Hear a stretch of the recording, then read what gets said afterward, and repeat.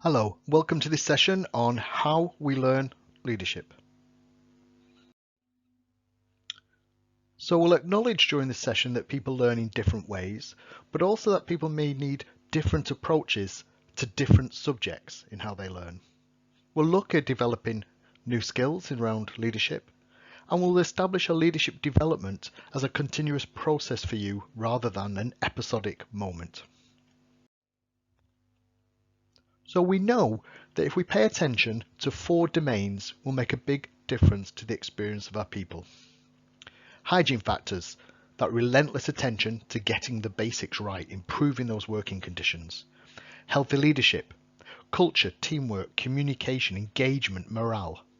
Self-care, the climate where we can be at our best because we're supported in looking after ourselves.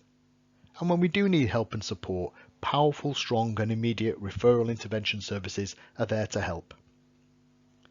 So we're going to pull one of those topics out, healthy leadership. We're going to look at how we develop leadership and what we can do to create our own personal leadership approach. So some leadership needs some knowledge. There are things to know. There are techniques to know, some research to know, so knowledge. So don't underestimate leadership knowledge. Don't just simply put it all down to personality, character, experience. Those things are vital, but some knowledge might help as well. Taking some of that experiential element to learning leadership is also important.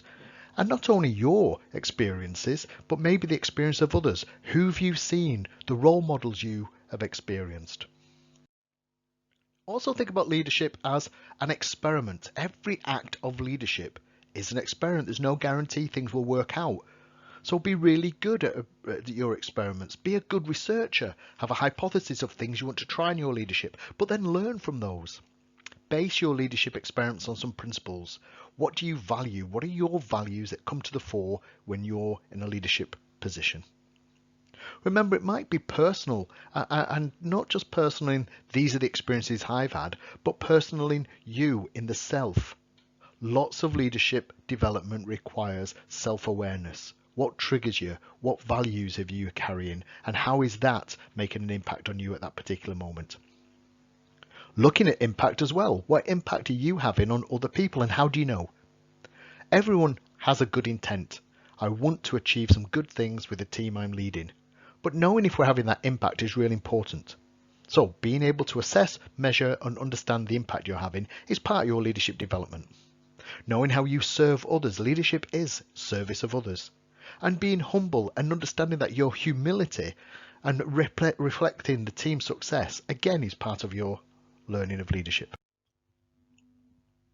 So let's see if we can explore some of the learning processes and see what we can come up with as ideas about learning leadership that you can then create your own personalized portfolio. So there's a lot here on this particular slide, but we'll go through it slowly. So firstly, a local leadership pathway. Whichever organization you're in, there'll be some local opportunities for you to learn.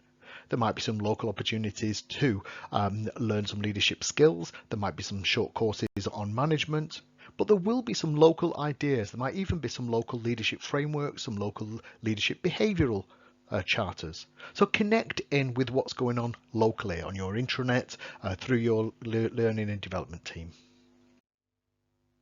Whatever happens, start. And one of the good places to start, if you've not thought about developing leadership in the past, think about the Edward Jenner. The Edward Jenner is a free online program from the NHS Leadership Academy. You don't need to wait for anyone's permission. You can sign up, get on board and start working your way through that program. You're not going to be successful in your leadership if you're not successful in looking after your people. Leadership and well-being are just different sides of the same coin. So maybe undertake another free online course on psychological first aid.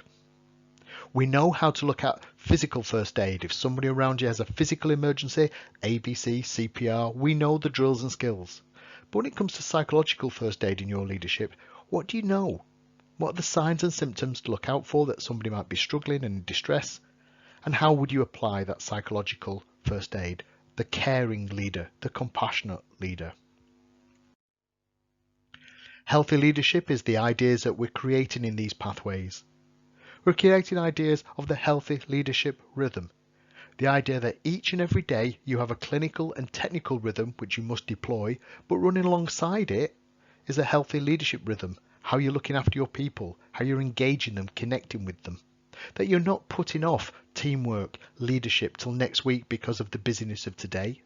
That actually leadership is in the busyness of the day. Leadership is wrapped around the real-time activities that you're dealing with. Keep a learning journal. Often when learning journals come up and are picked up by professional groups, they become far too complex. Dates, observers, learning objectives, etc. Sometimes a learning journal just needs to be a book, diary, or even a document on your computer that you just open and stick in a few sentences. Today I read an article on teamwork, I learnt this. As those things build up, you create a great portfolio. Plus, we know that when you write things down, writing things down secures learning in your memory. Experiment. Come up with a hypothesis, design some experiments, and then measure the results. So you might have a hypothesis about team morale. The experiment might be run a team development meeting, and then measure whether you've been successful in that or not. Leadership is about taking some of those experiments, learning from them. Some people need some coaching or mentoring, or even some bespoke development. So seek out what's available. Across the NHS, there's quite a few free coaching opportunities. So find out.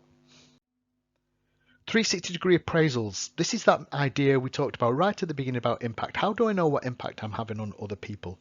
Well, one of the ways is to ask them. And a 360-degree asks your superiors, your peers and colleagues, and your subordinates. What's it like to be on the receiving end of me? And that kind of feedback can help fill some gaps and identify some learning objectives for you. There are also advanced courses available. You can take your leadership development in healthcare right up to a master's level. But you can also just use bite-sized sessions like this 10-15 minute session to learn something. Don't underestimate these short learning opportunities. They really matter. And don't dismiss online learning as well. Google's great. If you want to learn something about your leadership, stick it into Google and see what it comes up with. Of course, apply your discerning mind. Not everything on Google, not everything that comes up on the internet is helpful, but apply your discerning mind and search, explore. Undertake your performance reviews and talk to your line manager on a regular basis.